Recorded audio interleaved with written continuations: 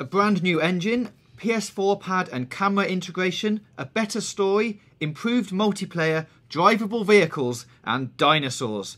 That's just a few of the things we'd love to see in Uncharted 4. We'll be discussing all of these things and more in this week's Wishlist. This is a series where we take big upcoming games and outline our fantasy vision for them and for you to agree with or, more likely, shoot down in flames. I'm James Jarvis from CVG and this week I'm joined by the newly appointed news editor of Kotaku UK, Leon Hurley. Hello, hello. So let's kick off then with the story. What do we know so far about the story and what would we like to see in it? Well, we know it's pirates. We've seen pirates concept art being worked on that was leaked during a video with The Last of Us, and we know it revolves around a pirate kind of paradise around about the Cape of Good Hope in South Africa.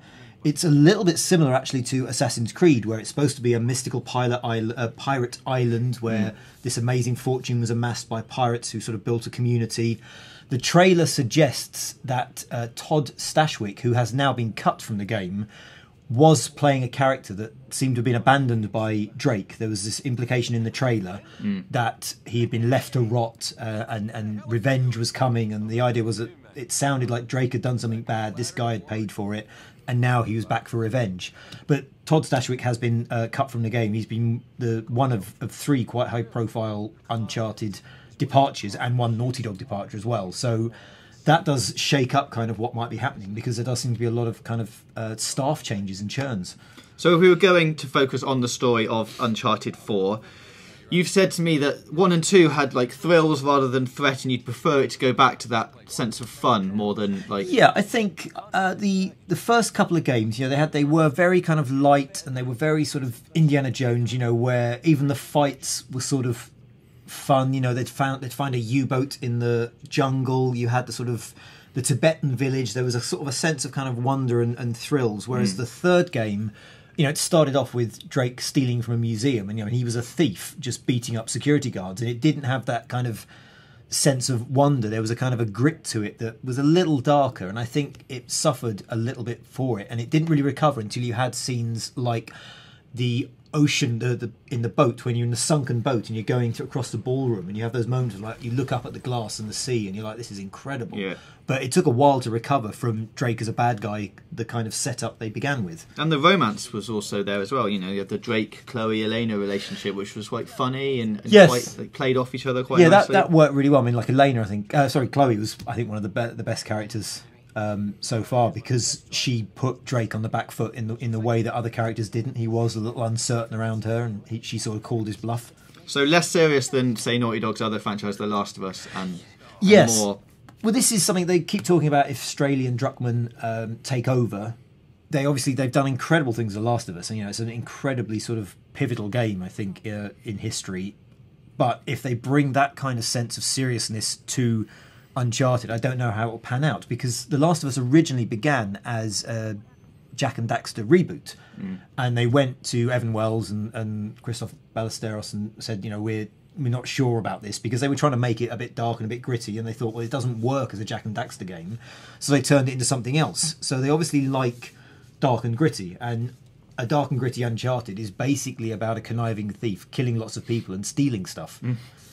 All right, well, let's move on to the tech then that we're going to see on PS4 Uncharted.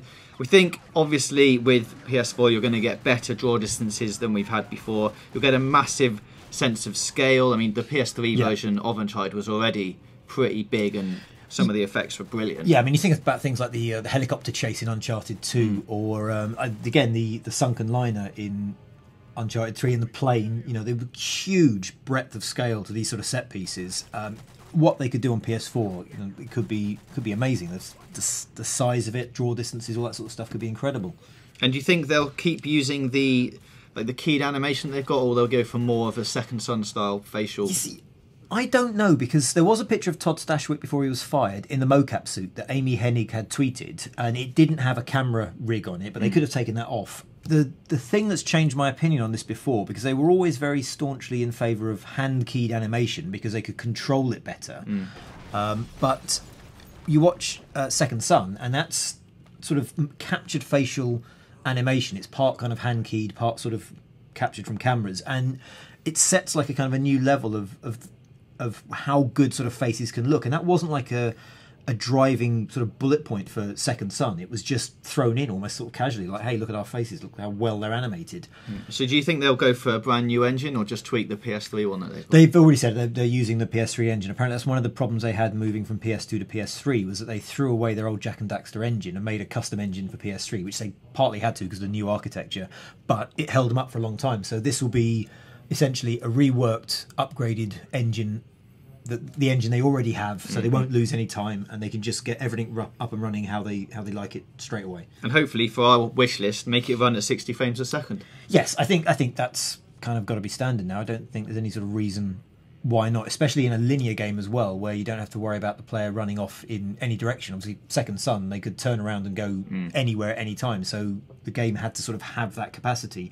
If this is essentially a lot of beautifully kind of decorated corridors, there's not that extra kind of load on the engine. Yeah, well, we'll get to that a bit later on. But hopefully we'll get some more improvement in animations and more contextual kind of animations. I love the stuff in Uncharted where you're walking along and he'll just drag his hand along a bar and that kind of stuff. But they can build on that, can't they? They've got all that already in place. If they're using the same engine, they've got all the stuff they've ever done before, and then they can just add to it, so it just expands. Yeah. All right, let's move on to controls, and you'd like to see some stuff using obviously the PS4 pad's got a touchpad now and a microphone in it, some kind of puzzles involving that kind of integration. Well, I think Golden Abyss on Vita did some really good stuff with the touchscreen, and moving sort of bits of torn paper around to sort of arrange it, and the touchpad on PS4 works beautifully, so you can still do stuff like that with it, I think. And also the motion control is a lot more precise, so there could be interesting sort of turning stone keys and things like that.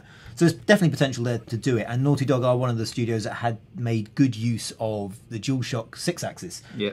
Just the simple balancing stuff. They didn't overplay it, they found something that worked, and it was all right. And I'd really like to see them use the PlayStation camera in that as well. Obviously we can do voice commands, a lot of games are using that these days, but maybe use Broadcast Plus in some way and get some kind of other player interaction as you're playing it. It might be quite fun. Well, that could be something in say, co-op, for example. 'Cause it would be difficult, I think, to balance that in a single-player game, because you don't know quite what people will throw at the sort of the player. But I think in co-op, that could be quite good, where people could be watching a game and decide, say, where a co-op wave, where an enemy, what gate they come through, or what weapons they have, or something like that. That could be interesting. All right, so let's go on to co-op and multiplayer type stuff. The multiplayer that they've had before in Uncharted has always been slightly separate from the main game, just because of the nature of killing people in the game and things like that. But I think for this one, would you like it to be sort of set in the same universe, maybe, and a focus on co-op play rather than killing people in a deathmatch? I think the co-op stuff worked really well. I mean, it would be nice if there was a separate co-op adventure.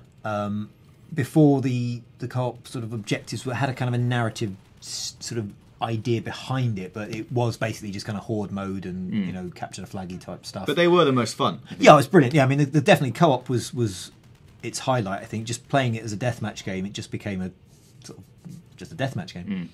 Okay, so what about when we're in the single player and we're travelling through the world? Do you think we'll be able to have drivable vehicles and it'll be a slightly more open thing than the linear experience we're used to? Like, you might get a sort of hub system that you'd get in, say, like Assassin's Creed 4's islands, and you could go, so you get the whole place to explore rather than just one. I think for the time being it will still be quite linear and a fairly sort of traditional template. I think moving on to next gen, they might not want to shake things up too much, because for any other reason, that they will have all the kind of the new flashy bells and whistles and all the lovely graphical effects that mean that will be enough newness in its own right. I don't think they need to worry too much about shaking up the gameplay just yet. Because if we've got pirates, then you'd expect ships and drivable ships, sailable ships. They've always shied away from that, haven't they? There's been vehicles in pretty much every game, but you've never really been in charge of them. I think at the most you've had a kind of rail shootery kind of element, but they've never put you in charge of a vehicle. I'm not sure how well the engine would handle it, and it's a whole other balancing act to get vehicles to feel right. Games that throw in vehicles kind of almost as an afterthought tend to have terrible vehicles. All right, a couple of extras then just before we go. You've written dinosaurs down. You'd love to see some dinosaurs in Uncharted 4. I just think it'd be brilliant. I don't know why, it just popped into my head. I just love the idea of almost a kind of Jurassic Park aping moment where Drake sees a dinosaur. Well, that could be good, wandering off in the distance or something. Yeah. And finally, I think we should touch on the Morpheus support. Do you think they're going to have any kind of Morpheus features in there if it comes to that? I doubt it. I don't think... Sony have been quite strongly kind of emphasising the idea that Morpheus doesn't work with sort of more traditional games and it needs more custom created experiences. So you've had things like the Shark Cage demo or was it the Eve Online, Eve Valkyrie, things where you're sort of fixed in place. So I don't think a third-person game will work with a headset, and obviously it won't be first-person because that's a completely different experience. Yeah. All right, well, that's our wish list for Uncharted 4. If you want to read more great suggestions for Uncharted 4, then check out the article on site from Tamor. You can visit that in the description below. And don't forget to visit Kotaku UK for all of your great gaming news. Well, thanks for watching, and we'll see you next week for another episode of The Wishlist.